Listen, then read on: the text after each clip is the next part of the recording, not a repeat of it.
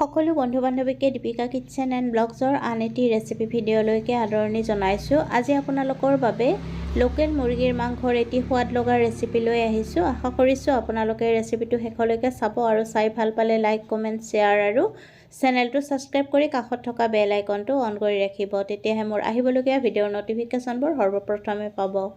আহক ৰেচিপিটোৰ মাজলৈ আগবাঢ়ো।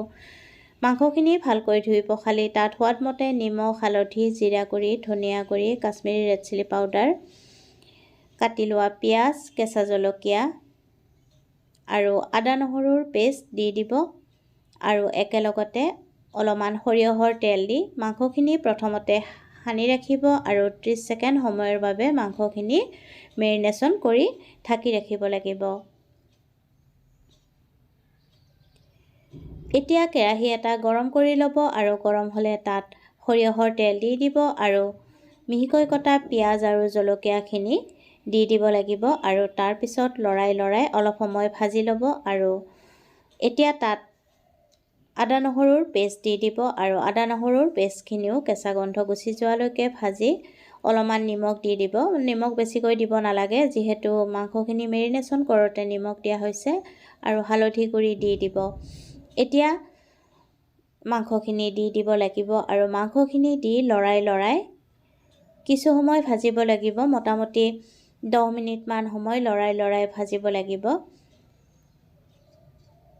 ঢাকনিখন লগাই দিব আৰু ঢাকনি লগালেও কিন্তু মাজে মাজে আপোনালোকে লৰাই ভাজি থাকিব। ঢাকনি লগাই 10 মিনিটমান সময় ভজাৰ পিছত তাত গোটা নহৰু দুটা আৰু কাটি লোৱা আলু দিব লাগিব। মাংসতটো আলু দিবই লাগিব নহয় জানো। আলুখিনি দিয়াৰ পিছতো ঢাকনি লগাই লৰাই ভাজি থাকিব। মাজে মাজে আপোনালোকে ঢাকনি গুচাইও ভাজিব লাগিব।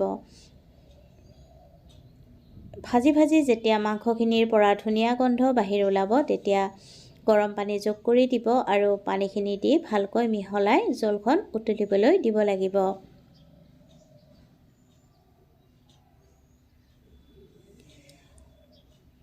ভালকৈ উতলি জলখন যেতিয়া ঘন হৈ আহিব আৰু মাংস সিজি আহিব তেতিয়া তাত খুন্দি লোৱা গৰম মছলাৰ গুড়ি দি দিব।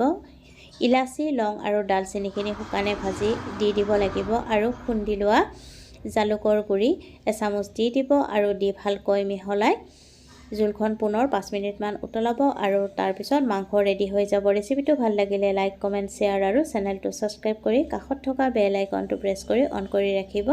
পুনৰ উপস্থিত হ'ম এটি নতুন ৰেচিপি ভিডিঅ'লৈ। আজিলৈকে আহিলোঁ। ভিডিঅ'টো শেষলৈকে চোৱাৰ বাবে আপোনালোকক বহুত ধন্যবাদ জনালোঁ।